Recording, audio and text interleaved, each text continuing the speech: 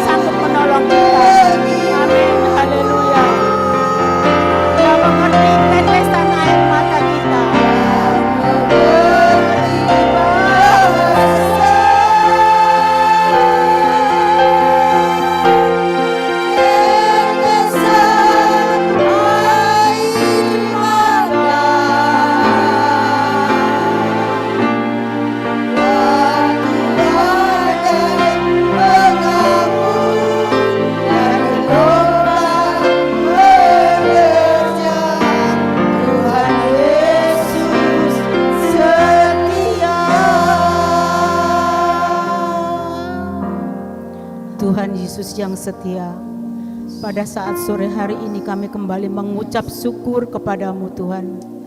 Kalau sebagai hamba pribadi 5 tahun setengah Tuhan, kami tidak ada di kaum wanita. Kalau pada saat sore hari ini kami boleh berdiri di tempat ini Tuhan, ini semua karena kemurahan-Mu. kami mengucap syukur Tuhan. Sebentar ibu-ibu kami semua akan memuji memuliakan nama Engkau. Mari Engkau berkati kami semua Tuhan, dan Engkau pimpin perjalanan ibu-ibu yang masih di perjalanan, tibakan di tempat ini dengan selamat, tak kurang satu apapun. Dan kami sebentar siap akan memuji memuliakan nama Engkau dengan penuh sukacita. Haleluya, amin. Silakan duduk. Mari kita angkat nyanyian pujian hati yang gembira. Ya, sudah lupa. Hati yang gembira adalah obat. Yang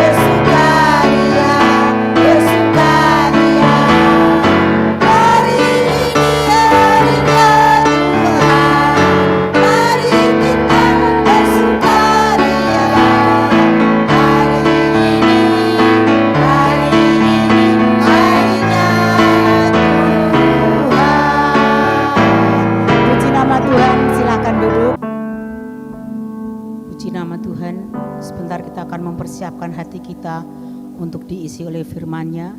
Mari kita angkat satu pujian.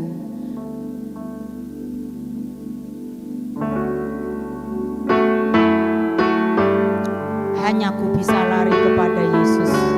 Mari ibu-ibu silakan bangkit berdiri.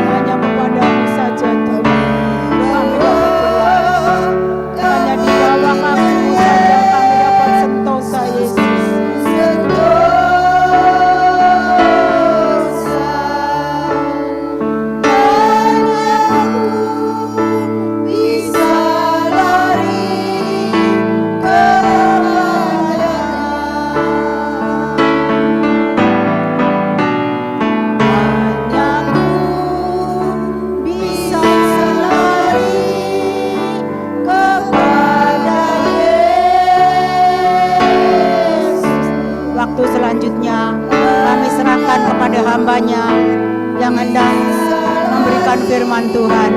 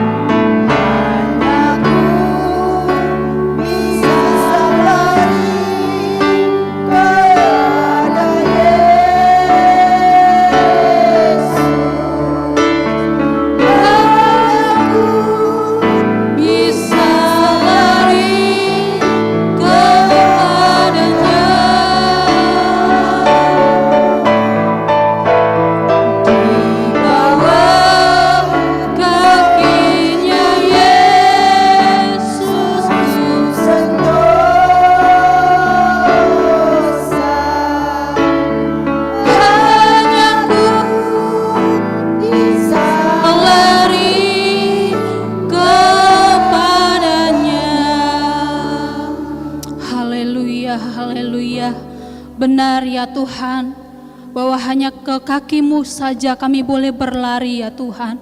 Membawa seluruh hidup kami, membawa seluruh hati kami kepadamu ya Tuhan. Bapa yang baik, sore hari ini kami ada di rumah Tuhan, sebab kami rindu untuk bersekutu dengan Engkau ya Tuhan. Kami yakin dan percaya pujian dan penyembahan yang telah kami naikkan di hadapan-Mu memuliakan nama Tuhan, menyenangkan hati Tuhan. Dan saat ini kami akan mempersiapkan hati kami untuk menerima kebenaran firman Tuhan. Kami mengundang Roh Kudus hadir di tengah-tengah kami, bekerja di tengah-tengah kami sore hari ini ya Tuhan. Sehingga setiap kami boleh diberkati, yang lemah dikuatkan, yang susah dihiburkan, yang dalam masalah diberikan jalan keluar bagi setiap masalah persoalan kami. Kami percaya kami akan pulang membawa kemenangan daripada Tuhan.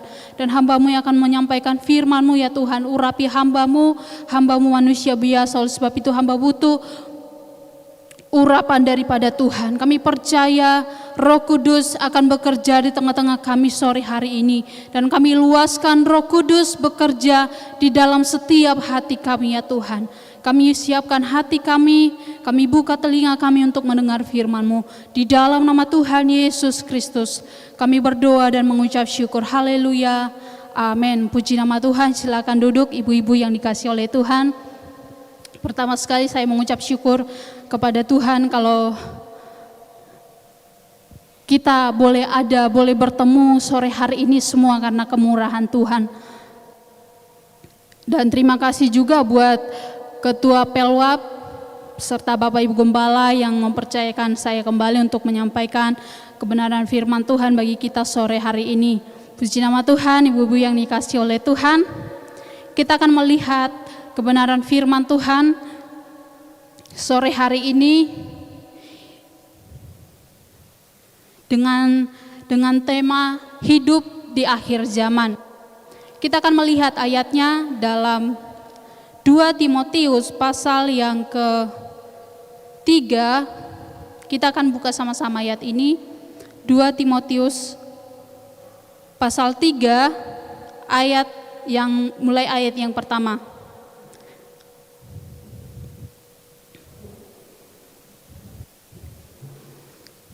Sudah buka semuanya Ibu? Membacakan ayat ini. Ayat yang pertama. 1, 2, 3.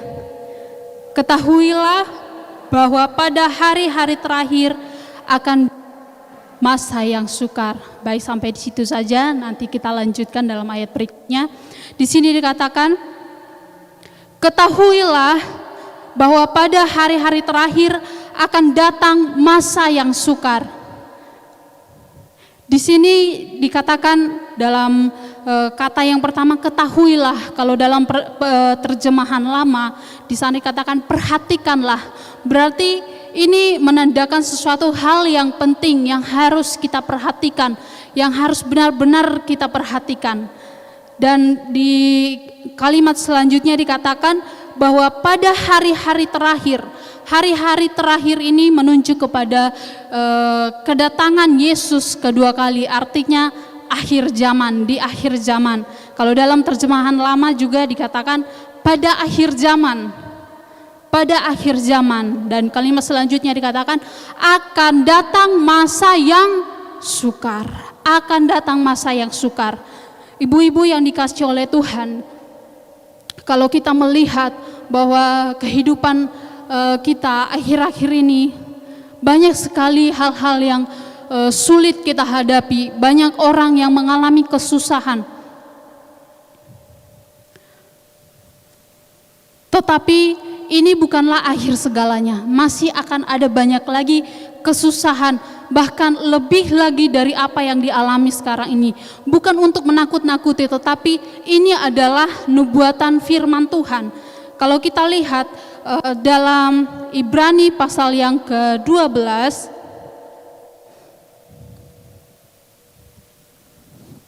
Ibrani pasal yang ke-12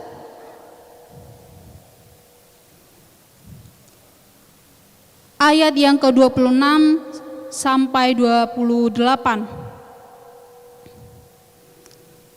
Ibrani pasal yang ke-12 ayat 26, di sana dikatakan, waktu itu suaranya menggoncangkan bumi, tetapi sekarang ia memberikan janji, satu kali lagi aku akan menggoncangkan bukan hanya bumi saja, melainkan juga. Di sini dikatakan bahwa suara itu, waktu itu suaranya menggoncangkan bumi. Suaranya ini berarti firman Tuhan. Di sana dikatakan satu kali lagi aku akan menggoncangkan bukan hanya bumi saja, melainkan langit juga. Ibu-ibu yang dikasihi oleh Tuhan, menjelang kedatangan Tuhan kedua kali, yaitu di akhir zaman ini, akan ada goncangan-goncangan yang dahsyat. bukan saja goncangan berupa gempa bumi atau bencana-bencana alam lainnya, tetapi goncangan yang maksud di sini adalah goncangan dalam segala bidang, baik itu ekonomi, keuangan, sosial, politik, pemerintahan, agama, dan lain-lainnya. Semuanya akan digoncang menjelang kedatangan Tuhan kedua kali. Dan tujuan dari goncangan ini kita bisa lihat di ayat yang ke-28 dalam pasal yang ke-12. Jadi karena kita menerima kerajaan yang tidak tergoncangkan, marilah kita mengucap syukur dan beribadah kepada Allah menurut cara yang berkenan kepadanya dengan hormat dan takut. Maaf, di ayat yang ke-27 di sana dikatakan ungkapan satu kali lagi menunjuk kepada perubahan pada apa yang dapat digoncangkan, karena ia dijadikan supaya tinggal tetap apa yang tidak tergoncangkan. Jadi tujuan dari goncangan-goncangan ini, baik itu goncangan ekonomi, keuangan, politik, dan segala dan lain-lainnya, itu tujuannya hanya satu, supaya apa? Supaya tinggal tetap apa yang tidak tergoncangkan, yaitu kebenaran firman Tuhan. Jadi setiap orang-orang yang hidup di dalam kebenaran, yang hidup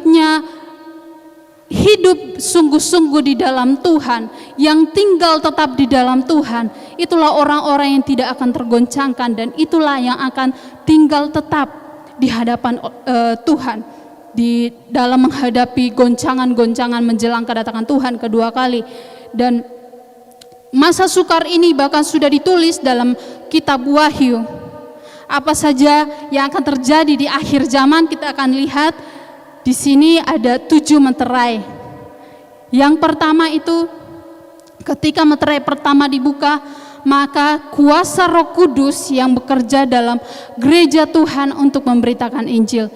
Dan ini sudah dibukakan, meterai pertama sudah dibuka. Jadi kuasa Roh Kudus bekerja dalam gereja Tuhan sehingga pemberitaan Injil tetap berjalan sampai hari ini dan sampai dan sebelum pemerintahan 3,5 tahun Antikris, hal ini akan tetap berjalan. Dan yang kedua, ketika meterai yang kedua dibukakan, maka akan ada pertumpahan darah akibat perang yang meliputi seluruh bangsa dan negeri. Inilah goncangan-goncangan yang terjadi. Dan yang ketiga, ketika meterai yang ketiga dibukakan, maka akan terjadi bencana kelaparan. Ibu-ibu bisa lihat ayat-ayatnya nanti di ayat-ayat yang sudah tertera di layar. Akan terjadi bencana kelaparan, dan ini sudah terjadi, dan hal ini akan tetap berlangsung sampai kepada kedatangan Yesus kedua kali. Dan ketika meterai keempat dibuka, maka akan terjadi maut atau kematian akibat perang, kelaparan, dan penyakit sampar atau wabah penyakit yang melanda seluruh dunia. Dan kita lihat apa yang terjadi sekarang ini, ibu-ibu yang dikasihi oleh Tuhan, bahkan sebelum wabah COVID juga terjadi, sudah banyak wabah-wabah lainnya yang terjadi yang memakan banyak korban. Terlebih yang paling banyak yaitu wabah COVID sekarang ini. Ibu-ibu yang dikasihi oleh Tuhan, kita tidak tahu apa yang terjadi, wabah apa lagi yang akan terjadi setelah COVID-19 ini. Tetapi ini sudah dituliskan di dalam Alkitab. Jadi kita sebagai orang-orang percaya harus mengerti, bukan untuk membuat kita takut, tetapi untuk membuat kita semakin berpegang teguh kepada Tuhan, semakin sungguh-sungguh untuk mencari Tuhan. Amin. Dan yang kelima, ketika meterai yang kelima dibukakan, maka akan terjadi aniaya besar terhadap orang-orang percaya yang berpegang pada kesaksian Tuhan Yesus Kristus dan firman Allah.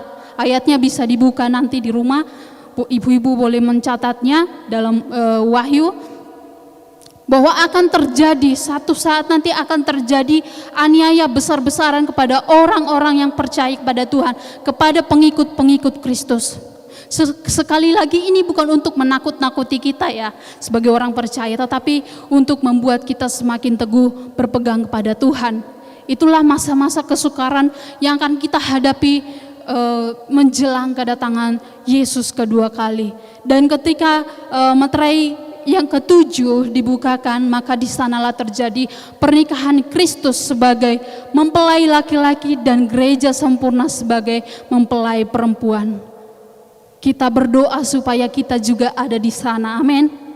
Kita menjadi mempelai perempuan, kita menjadi gereja yang sempurna. Kita tetap hidup di dalam Tuhan sampai Tuhan Yesus datang kembali, amin. Dan berikutnya masa sukar yang akan dihadapi anak-anak Tuhan, yaitu murtad.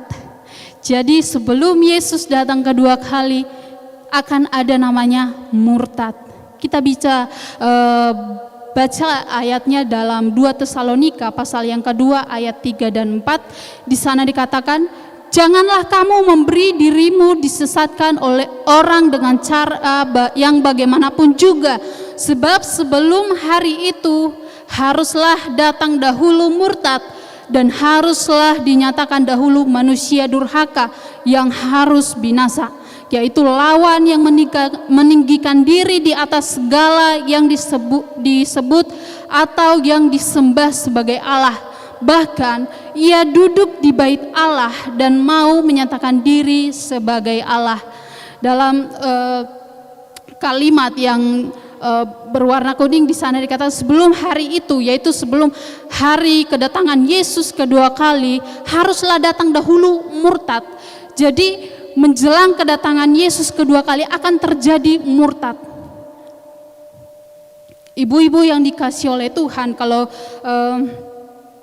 kita melihat arti dari murtad ini, artinya dia meninggalkan Tuhan, dia membelakangi Tuhan. Artinya dia itu, antikris itu adalah yang awalnya dia pengikut Kristus, tetapi pada akhirnya dia berpaling, dia meninggalkan Tuhan, dia membuang imannya. Kalau dalam Kamus Besar Bahasa Indonesia, arti dari murtad ini salah satu artinya yaitu membuang iman.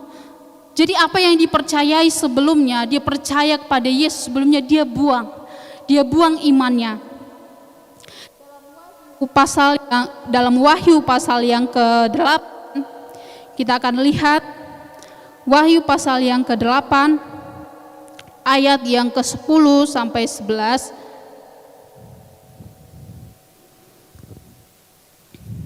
Ini adalah pembukaan, ini adalah sangkakala yang ketiga.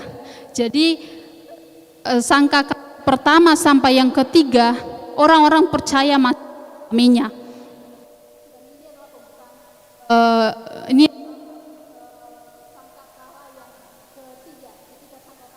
yang ketiga ditiup, ini yang akan terjadi.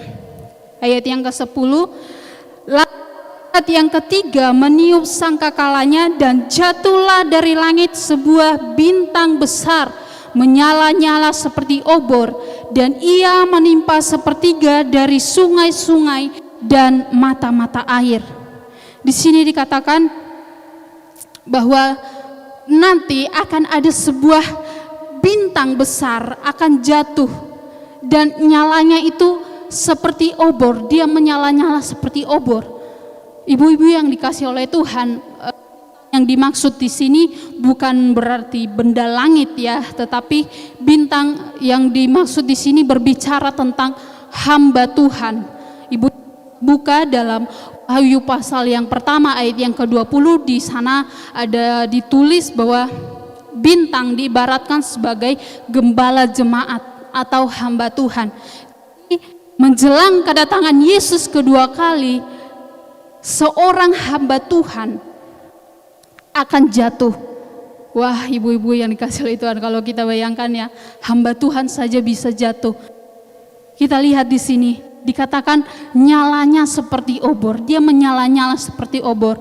Artinya dia seorang hamba Tuhan yang punya urapan, yang penuh Roh Kudus.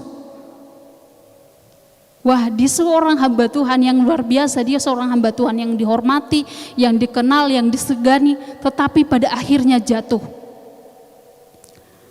Yang selanjutnya dikatakan bahwa bintang ini, di ayat yang ke-11, di sana dikatakan, nama bintang itu ialah Absintus, dan sepertiga dari semua air menjadi Absintus, dan banyak orang mati karena air itu sebab sudah menjadi pahit. Nama bintang ini namanya Absintus, artinya pahit.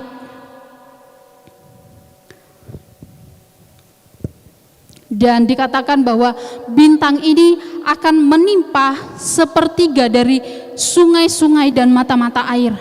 Ibu-ibu yang dikasihi oleh Tuhan, sungai di sini berbicara tentang baptisan Roh Kudus. Ibu-ibu, saya bukan mengada-ada ya, sosokan mengarti-artikan gitu. Ini saya kutip dari pelajaran kitab Wahyu yang diajarkan oleh pendeta Ahamande. Saya ambil dari bukunya bahwa sungai berbicara tentang baptisan Roh Kudus. Ibu-ibu bisa baca dalam Yohanes pasal yang ke-37 sampai ke-38. Bahwa sungai ini berbicara tentang baptisan Roh Kudus. Dan di berikutnya dikatakan bahwa bintang ini juga akan menimpa mata-mata air. Mata air ini berbicara tentang kelahiran baru oleh Roh Kudus. Ibu-ibu bisa lihat ayatnya dalam Yohanes pasal yang keempat ayat 13 sampai 14. Kita tidak usah buka, tapi bisa dicatat supaya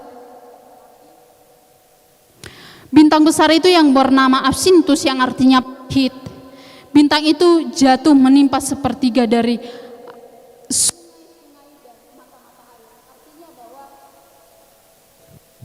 artinya bahwa sungai itu akan bintang itu akan menimpa, artinya hamba Tuhan itu akan menjadikan sepertiga dari orang-orang yang penuh dengan Roh Kudus dan yang telah lahir baru akan sama-sama jatuh. Mereka lah yang akan murtad. Kita berdoa Bapak Ibu-ibu yang dikasihi oleh Tuhan supaya salah satu di antara kita jangan ada yang turut dalam hitungan sepertiga ini ya Ibu-ibu. Pertanyaannya, mengapa mereka murtad? Di sana dikatakan bahwa bintang itu menjadi sungai dan mata air. Artinya bahwa orang-orang yang menyimpan akar pahit, merekalah yang akan murtad nantinya. Jadi ibu-ibu yang dikasihi oleh Tuhan, sore hari ini kita sudah mendengarkan firman Tuhan. Oleh sebab itu jangan sampai ada di antara kita yang menyimpan akar pahit. Sebab bisa saja berpura-pura menjadi orang yang baik, ya kan? Kita beribadah, kita penuh Roh Kudus. Tetapi pada akhirnya ketika antikris dinyatakan, di sanalah akan terlihat orang-orang percaya, orang-orang yang penuh Roh Kudus, bahkan yang sudah lahir baru. Di sanalah akan terlihat mereka yang menyimpan akar pahit. Mereka akan murtad dan meninggalkan Yesus. Meninggalkan iman mereka, buang iman mereka. Kalau kita lihat bahwa penyebab kepahitan dalam hati seseorang itu terjadi karena dia haus akan kuasa, menyembah berhala. Yang ketiga, tidak melakukan firman Tuhan. Kita lihat bahwa firman Tuhan mengajarkan kita supaya kita mengampuni, tetapi orang-orang yang menyimpan akar pahit, mereka itu tidak melakukan firman Tuhan. Karena apa? Tuhan sudah suruh, firman Tuhan sudah suruh untuk mengampuni, tetapi tidak mengampuni, bahkan dia menyimpan akar pahit dalam hati. Berarti dia tidak melakukan firman Tuhan. Dan penyebab kepahitan seorang juga itu karena pikirannya fokus pada uang, sehingga dia menghalalkan segala cara untuk mendapatkan uang, bahkan mengorbankan orang lain supaya dia mendapatkan uang. Inilah penyebab dari kepahitan dalam hati seseorang. Baik Ibu, kita akan lihat, kita akan kembali dalam 2 Timotius pasal yang ketiga tadi. Slide selanjutnya, di sana dikatakan dalam ayat yang ketiga, saya akan bacakan. Manusia akan jadi hamba uang, mereka akan jual dan menyombongkan diri, mereka akan menjadi pemfitnah, mereka akan berontak terhadap orang tua dan tidak tahu berterima kasih, tidak mempedulikan agama, tidak mau berdamai, tidak suka yang baik, tidak berpanjang, berlagak tahu, menuruti hawa nafsu pada menuruti Allah. Inilah sifat dan moral manusia di akhir zaman. Kita lihat di sana dikatakan bahwa manusia akan mencintai diri sendiri. Manusia akan mencintai diri sendiri atau dalam arti egois. Dia akan selalu memikirkan aku, dan aku. Pokoknya segala sesuatu itu berpusat kepada dia. Bagaimana supaya aku dipandang orang, bagaimana supaya aku terlihat baik di depan orang.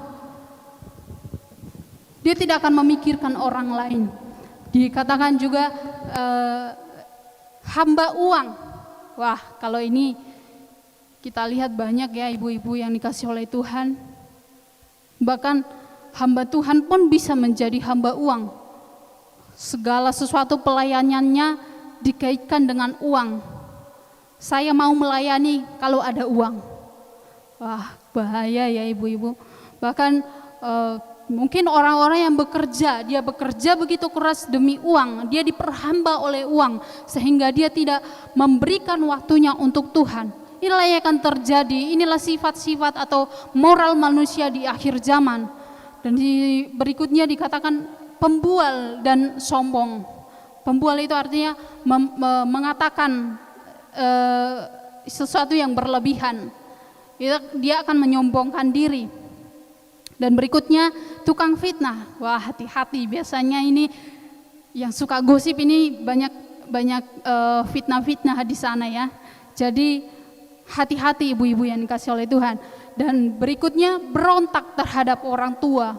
Wah, kalau kita lihat yang terjadi sekarang ini bahwa anak-anak banyak sekali yang bukan hanya berontak, bahkan sampai melakukan pembunuhan, segala macam terjadi. Ya kita tidak usah heran karena ini sudah dituliskan dalam firman Tuhan, ini akan terjadi. Nubuatan-nubuatan dalam Alkitab itu akan digenapi sebab itu adalah firman Tuhan. Dan tidak ada satupun dari firman Tuhan yang akan gagal. Sebelumnya tadi ya tidak tahu berterima kasih, tidak peduli agama, tidak tahu mengasihi. Berikutnya tidak mau berdamai atau suka bertengkar. Ya ibu-ibu yang dikasihi oleh Tuhan, hati-hati. Hari Sabtu kemarin saya dipercayakan oleh Bapak Gembala membawakan tema damai sejahtera. Bagaimana kita supaya bisa membawa damai di tempat kita berada. Ya, jangan sampai kita menjadi orang yang tidak mau berdamai. Dan berikutnya suka menjelekkan orang. Wah, ini menjelekkan orang, membicarakan orang lain. Dan berikutnya tidak dapat mengekang atau mengendalikan diri. Garang, artinya pemarah, galak, ganas. Tidak suka yang baik, suka mengkhianat atau tidak setia. Tidak berpikir panjang atau gegabah. Berlagak tahu atau sok tahu. Dinasehati, sok tahu. Biasanya itu saya pernah mengalami bahwa saya ini anak yang paling kecil di keluarga dan saya punya kakak-kakak 6 orang dan 1 sudah meninggal. Tapi ada abang saya, anak yang pertama, ya hidupnya memang jauh dari Tuhan. Ya kalau kita teleponan, video call, kalau dinasehat itu malah balik nasehatin. Kalau dikhotbahin gitu balik khotbah lagi. Jadi begitulah kehidupan kira-kira kehidupan orang-orang yang hidup di akhir zaman. Lebih menuruti hawa nafsu daripada menuruti Allah. Ibu-ibu yang dikasih oleh Tuhan, kita bisa lihat kembali dalam 2 Timotius 3 ayat yang ke-5. Di sana dikatakan, secara lahiriah mereka menjalankan ibadah mereka, tetapi pada hakikatnya mereka memungkiri kekuatannya. Jauhilah mereka itu. Ibu-ibu yang dikasih oleh Tuhan, jauhilah mereka itu artinya bukan orangnya yang kita jauhi, tetapi sifat-sifat yang seperti itulah yang harus kita jauhi. Amin ibu-ibu. Sekali lagi kita ini sudah hidup di akhir zaman. Tidak ada lagi waktunya untuk berleha-leha. Kita harus sungguh-sungguh untuk mengejar Tuhan. Dan di dalam 2 Timotius pasal yang sama ayat yang ke-14, inilah yang harus kita lakukan di akhir zaman ini. Tetapi hendaklah engkau tetap berpegang pada kebenaran yang telah engkau terima dan engkau yakini, dan dengan selalu mengingat orang yang telah mengajarkannya kepadamu. Firman Tuhan katakan bahwa kita harus berpegang pada kebenaran. Itulah yang harus kita lakukan. Karena apa ibu-ibu yang dikasihi oleh Tuhan? Karena pada akhirnya hanya firman Tuhan saja yang tidak akan berlalu. Hanya firman saja yang tidak akan tergoncangkan oleh apapun. Kita hidup di masa sukar, tetapi ada jaminan bagi kita, yaitu firman Tuhan. Dalam firman Tuhan ada janji Tuhan yang akan memelihara hidup kita. Amin. Puji nama Tuhan. Mari saya undang kita sama-sama bangkit berdiri. Kita akhiri firman Tuhan sore hari ini.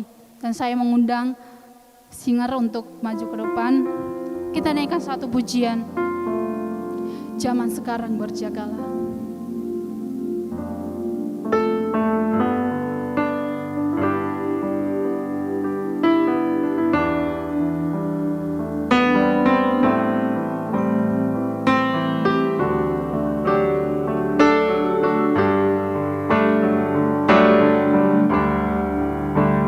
Zaman sekarang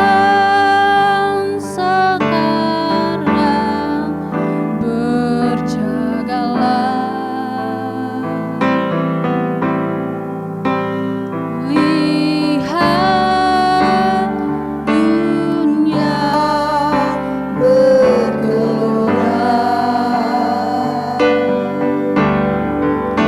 kedengaran sini sana banyak kabar menggemparkan, berlindunglah dalam sabda Allah. Sekali lagi. Zaman sekarang berjagalah.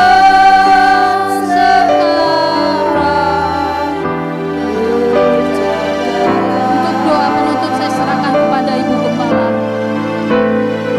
Lihat dunia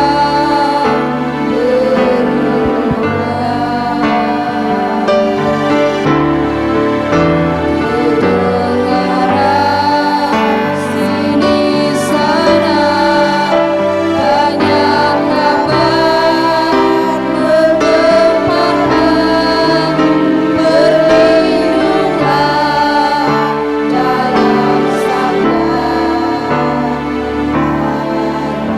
Haleluya. Kita sudah dengar kebenaran firman Allah, dan biarlah firman Allah kita boleh mengerti dan kita mendengar dan melakukan kebenaran firman Allah. Bahwa kita adalah orang yang percaya kepada Tuhan. Kita sudah diubahkan oleh Tuhan menjadi satu kehidupan yang baru. Dan firman Allah benar-benar mendapat bagian dalam hidup kami. Kita selalu bersyukur kepada Tuhan. bahwa akhir zaman ini ada banyak hal yang terjadi dalam setiap kehidupan kita. Tetapi kita sudah dengar firman Allah. Kita hidup dalam Tuhan. Tuhan yang akan menuntun kita. Dan Tuhan akan memberikan kebenaran firman Allah itu dalam hidup kita. Kita percaya bahwa Tuhan akan mengubahkan kita. Dan benar-benar kita takut akan Tuhan. Dan firman Allah berkuasa dalam hidup kita. Haleluya. Kita masuk dalam doa. Bapa yang ada di dalam sorga, kami sudah dengar firman Allah bahwa akhir zaman ini akan banyak terjadi hal-hal yang bertentangan dengan kehendak Tuhan. Tapi kami mau bersyukur kepadamu, hidup kami dikuasai oleh kebenaran firman Allah. Hidup kami diatur oleh firman Allah. Dan kita mendengar Tuhan akan kebenaran firman Allah. Biar merubah setiap hidup kita yang tidak berkenan kepadamu. Akhir zaman ini ada banyak hal yang terjadi. Kita akan diseret oleh dunia ini.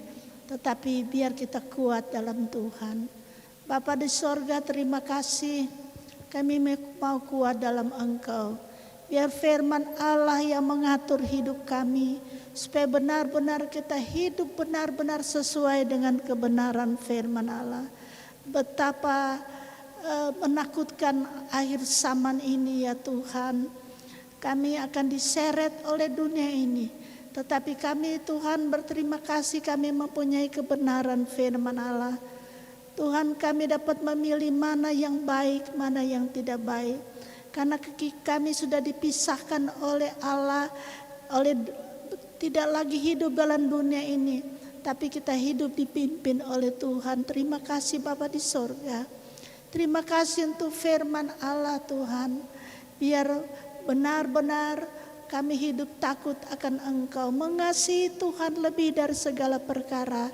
Terima kasih Tuhan. Bawalah kami semua ibu-ibu benar-benar memiliki kuasa firman Allah. Supaya kami dapat menjalani kebenaran firman Allah dengan pimpinan Roh Kudus. Terima kasih Tuhan. Kami mau hidup bersama-sama dengan Engkau Tuhan. Amatlah firman Allah yaitu akan berkuasa dalam hidup kami. Terima kasih Tuhan untuk firman Allah sore hari ini. Kami sudah dengar bagaimana kalau kami hidup di dunia ini.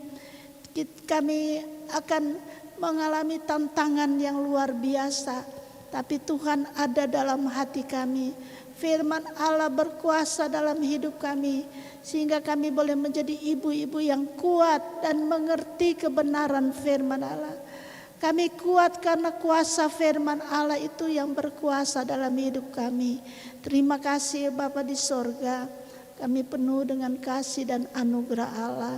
Kami sudah dengar firman Allah. Tanamkan firman Allah itu dalam hidup kami. Hamba-Mu yang melayani Tuhan berkati Deborah Tuhan. Terima kasih Tuhan. Engkau baik buat kami. Kami datang kepadamu karena kami rindu akan kebenaran firman Allah. Berkuasalah dalam setiap hidup kami. Terima kasih untuk firman Allah.